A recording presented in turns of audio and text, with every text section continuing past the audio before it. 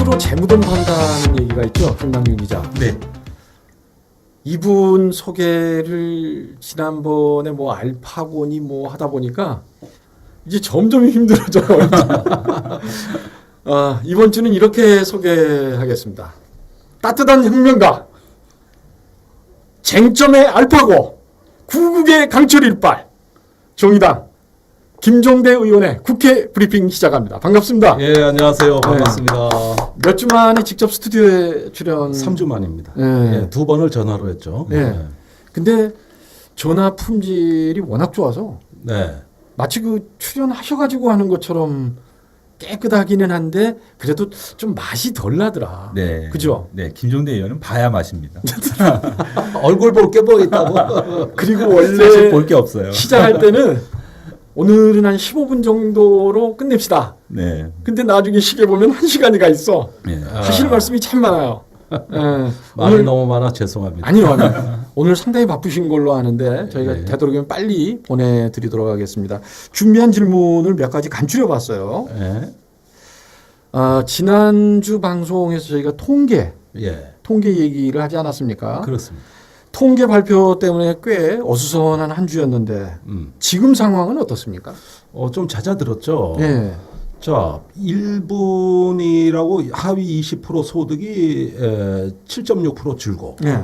5분이라고 상위 20% 소득이 10%인가요? 늘었다.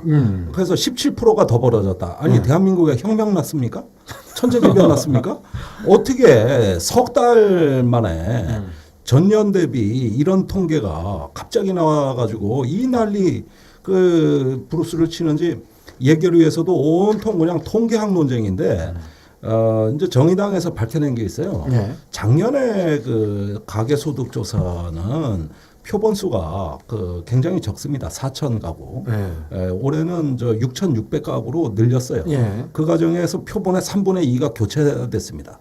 다른 표본이에요. 그러니까 이걸 밝혔는데 그러니까 작년하고 시계열적으로 비교하는 건 무리다. 이렇게 어떻게 바뀔 수가 있냐. 그런데 통계청에서도 이렇게 비교하는 거는 무리라고 보도자료에 써놓고 뒤에다가는 비교한 도표를 보도자료에 내버렸으니 통계청도 오락가락이에요. 그러니까 여기에 수심이 깊으니 수영하지 말라고 주의 경고문 지가 붙여놓고 지가 빠진 거야. 도대체 이걸 또 저 직접 브리핑을 한 것도 아니고 보도자료로 기자들한테 서면으로 뿌렸는데 일이 이렇게 커질 줄 몰랐던 거예요. 네. 그래서 지금 뭐 겨우 사태는 진정이 되고 바로 잡혀 나가고 있고 또 그 통계를 정략적으로 이용해서 소득주도 성장 최저임금의 그 책임을 다 몰아 떨군 거 아닙니까? 야당이.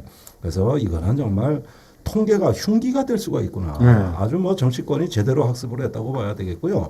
그러나 그러면 그렇게 발표된 통계가 가짜는 아니잖아요. 시계열적 비교를 한 게 오류지. 그만큼 지금 양극화 상황은 심각하다는 건 밝혀진 겁니다. 그러니까 무시해서는 또 안 돼요. 시계열적인 비교를 안 하더라도 지금 그 하위 20%와 상위 소득의 격차가 지금 5.6배로 벌어졌습니다.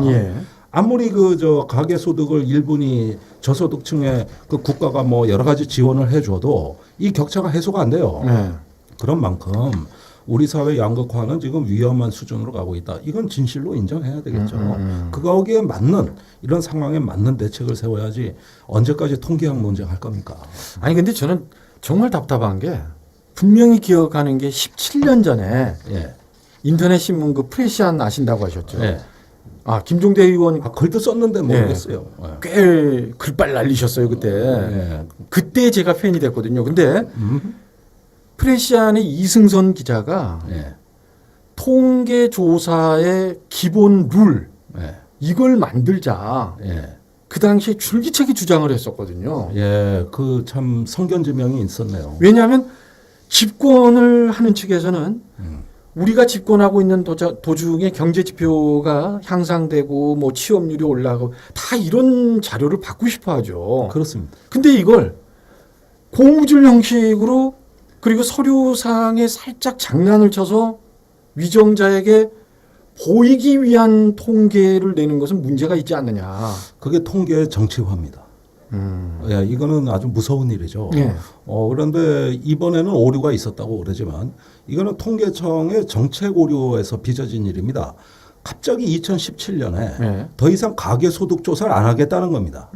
그러면 학자들에게 우리나라 양극화의 지표를 연구하는 가장 중요한 통계를 안 낸다 그래 버린 거예요. 네. 사방에서 비난이 빗발쳤죠. 네. 아니 이 중요한 연구자를 왜 안 내냐. 그래가지고 안 하던 표본 조사를 또 다시 하기로 합니다. 이 과정에서 표본이 확 바뀐 거예요. 네. 1년을 쉬었으니 쉰 동안에 표본이 변동이 심해가지고 재구성을 하니까 전혀 다른 통계가 나온 거죠. 네. 그러니까 처음부터 계속했으면 이런 문제 애시당초 없습니다. 그게 바로 정치화되는 거고 그 여러 정치 권력의 불편한 통계를 내느니 안 내느니 이러다 이 난리친 거 아닙니까? 그리고 이거보다 더 중요한 건 뭐냐면 통계청 조사가 아니에요. 우리나라의 국세청 통계가 발표가 안 되고 있어요. 공개가 안 되고 있어요. 통계청의 조사가 면접 조사이기 때문에 여러 가지 부정확한 게 많고 네. 또 우리나라 고소득층은 통계에 응하지 않으려는 경향이 있거나 응하더라도 소득을 줄여서 응답하는 경향이 있습니다. 네. 그래서 국세청 자료로 보완을 해야 됩니다. 소득세, 재산세 등등 낸 자료로서 보정을 해줘야 되는데 우리나라 국세청 자료 공개되는 거 봤습니까? 이게 공개되면 안 한다고. 기업이 좋아하지는 않겠네요. 예. 그러니까 고소득자들이 특히 그 지표로 따질 수 있는 건 이런 통계청에서 면접 조사하는 것 갖고 얼마나 정확하게 하겠어요. 국세청의 자료들이 다 드러나야 되는 겁니다. 개인 신상만 보호하면 되는 거예요. 그러나 추세는 국세청 자료들이 대방출이 돼야 그래야 학자들도 아 우리 사회가 어디까지 와 있구나 어디로 가는구나 이런 시계 열분석이 가능한데 우리나라는 통계청 조사 하나에만 의존하고 그 조사마저도 왔다리 갔다리 하니까 결국은 이 양극화에 대한 정치적 해석이 제멋대로인 겁니다. 이것도 또 지난번 그 폼페이오 그 방북 얘기 나왔던 것도 저희 방송이 제일 먼저 터뜨렸는데 네.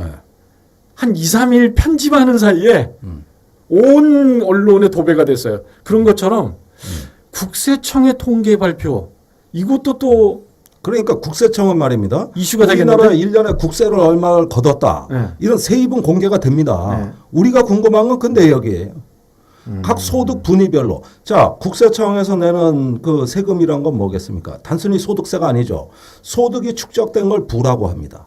우리나라는 소득의 불평등보다 부의 불평등이 심각합니다. 네. 그러면은 그 사람의 재산 상태에 맞춰 가지고 낸 세금의 목록들이 쭉 나온 걸 이름만 가리고 이렇게 표본 추출해서 보면 어떻게 되느냐. 아, 어느 정도의 소득층이고 소득과 부에 대해서 어떻게 관리되고 있는가가 흐름이 나타나는 거죠.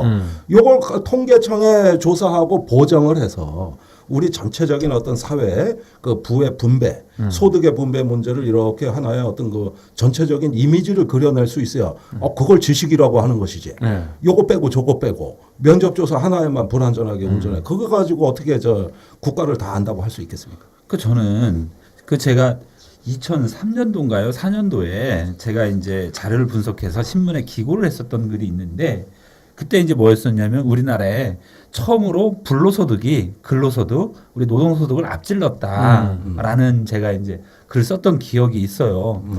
노동자들이 파업하면 가장 먼저 하는 말이 무노동 무임금의 원칙을 적용하겠다. 네. 자, 일하지 않으면 소득을 주지 않겠다는 거잖아요.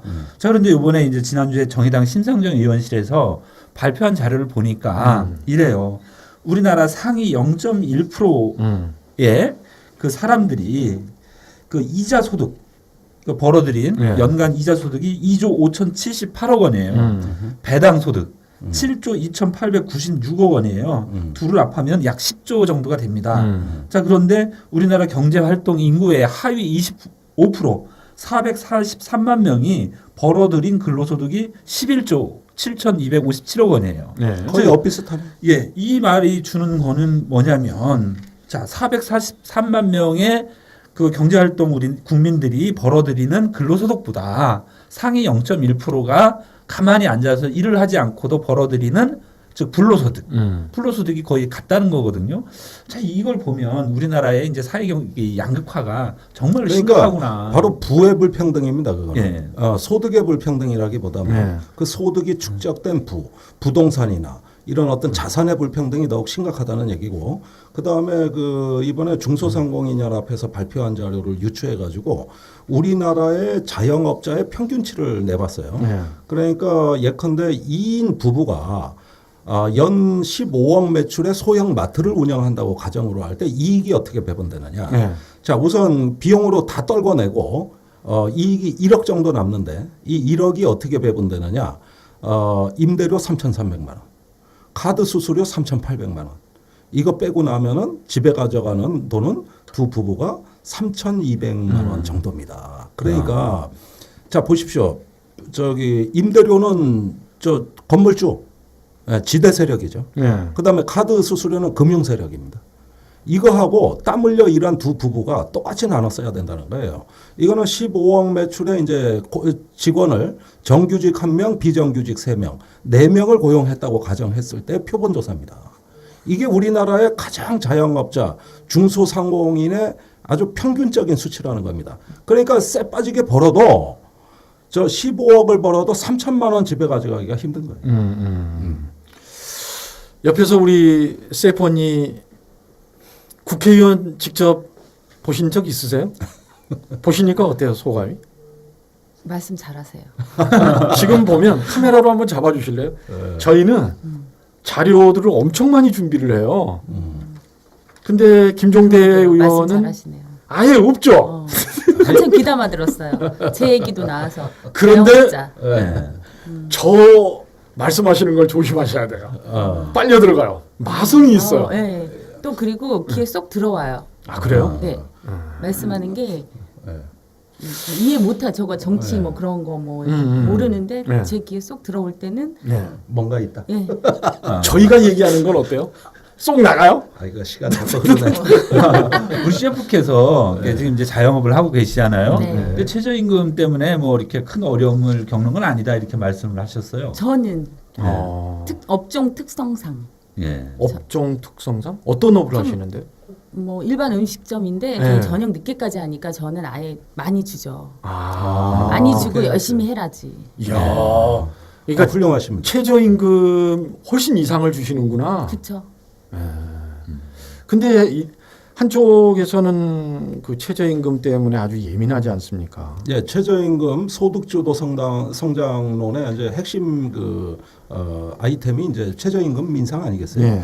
올해 16.8%인가요? 16.7%인가 네. 올랐죠. 예, 지난 역대 저 최저임금 인상 중에 최대 폭입니다. 난리 났어요. 그런데 모든 경제가 이것 때문에 안 돌아가는 거래요, 지금. 모든 경제가. 이게 자유한국당 주장입니다. 네.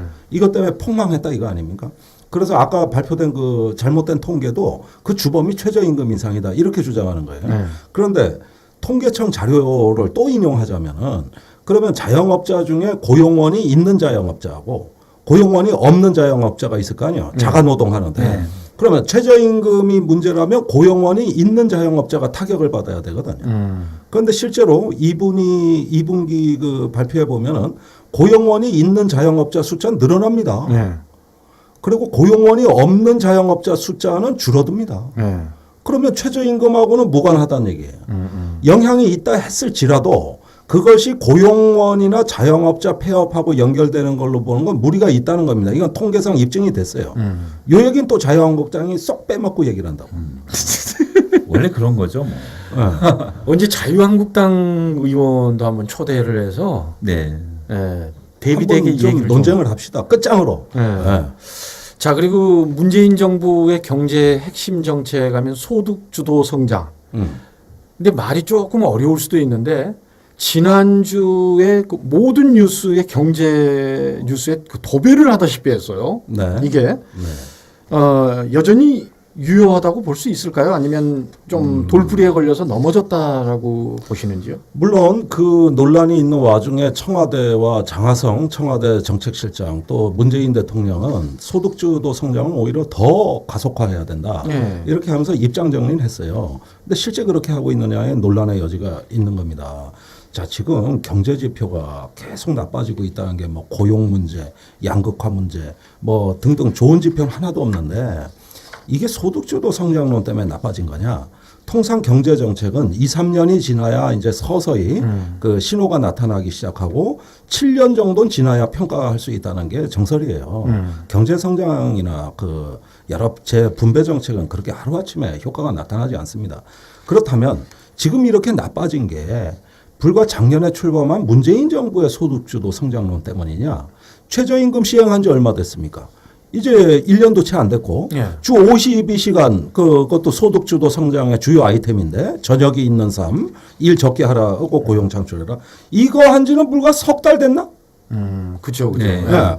그런데 무슨 그걸 평가를 받아 지금 고용지표 악화된 게 왜 그것 때문이냐고 석 달 된 거 1년도 안 된 거 이것이 굳이 그 책임을 따지려면 박근혜 정부지 이게 어떻게 문재인 정부입니까? 그 주 52시간제가 적용이 되면서 그 충북대학교 병원 같은 경우에도 그 신규로 100명이 넘는 인원이 채용을 했어요. 아 그런 데도 있군요. 예. 안 하는 데도 많아요. 예.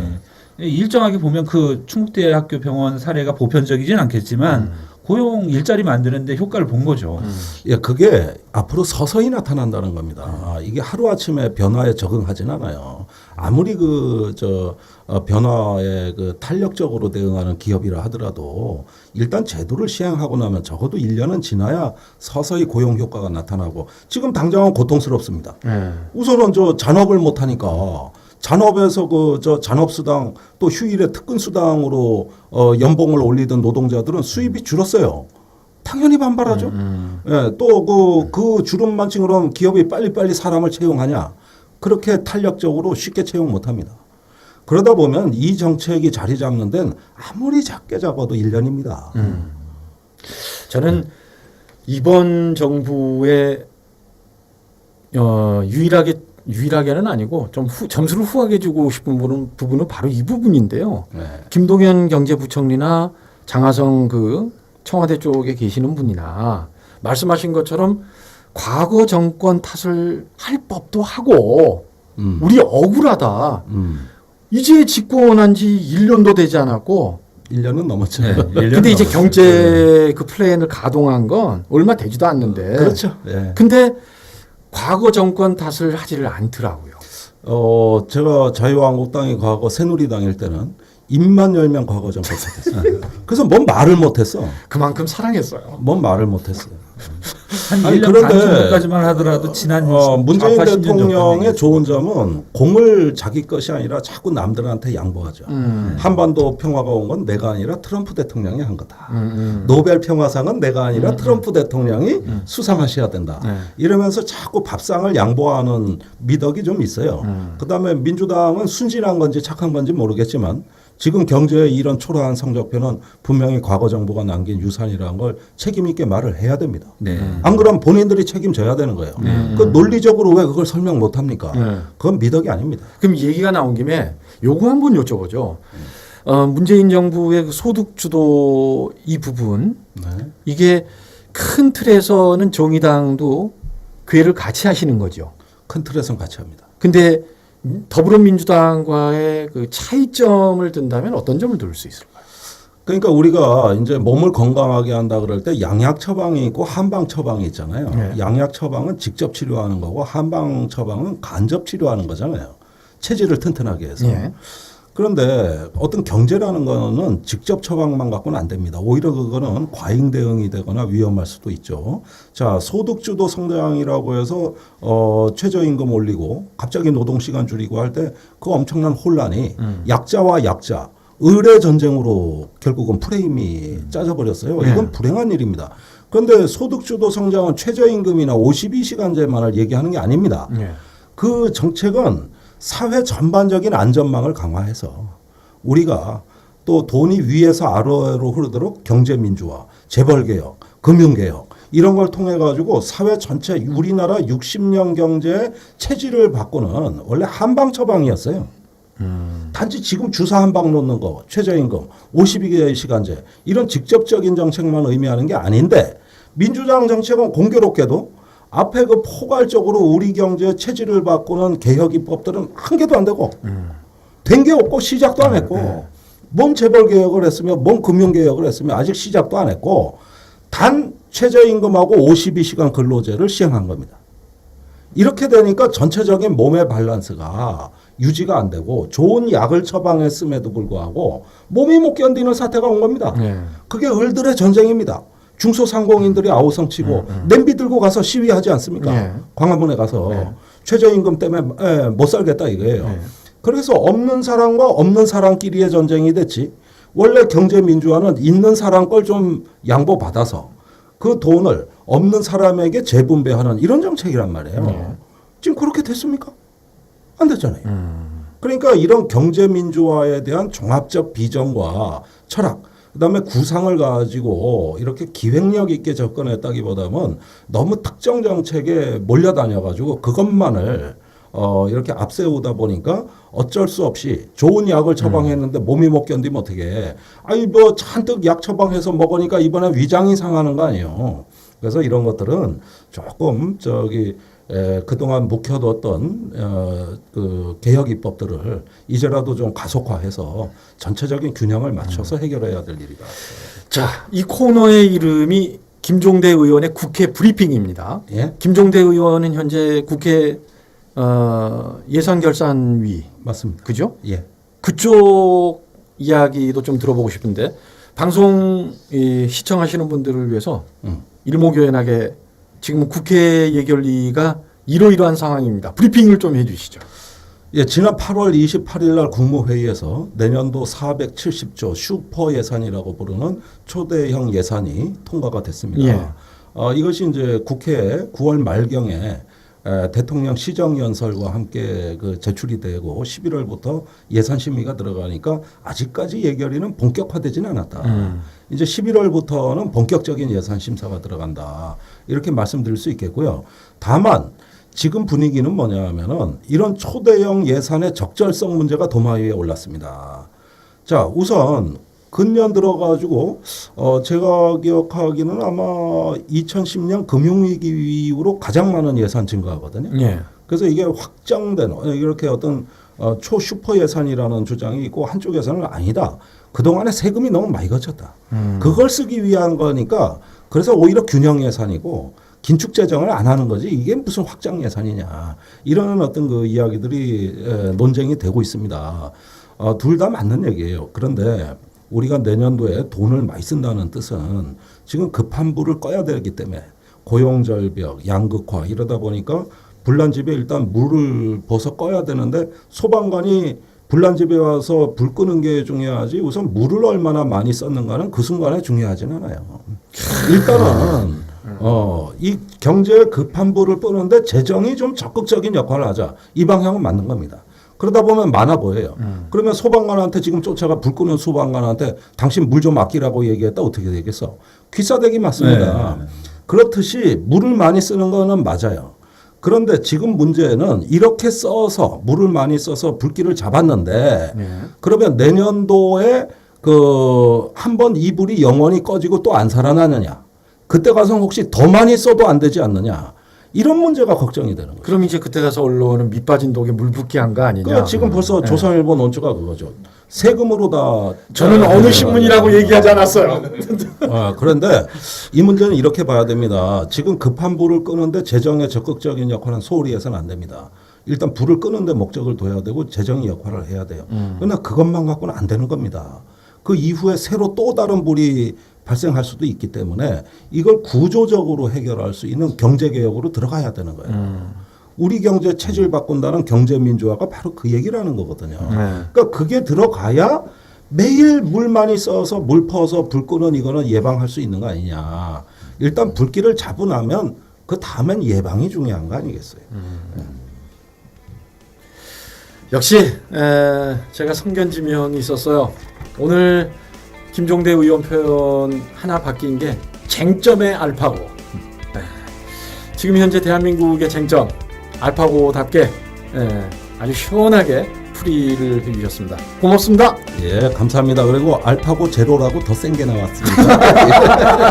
알파고는 이세도라고 두던 거 벌써 옛날 버전입니다. 예. 수고하셨습니다. 수고하셨습니다. 네.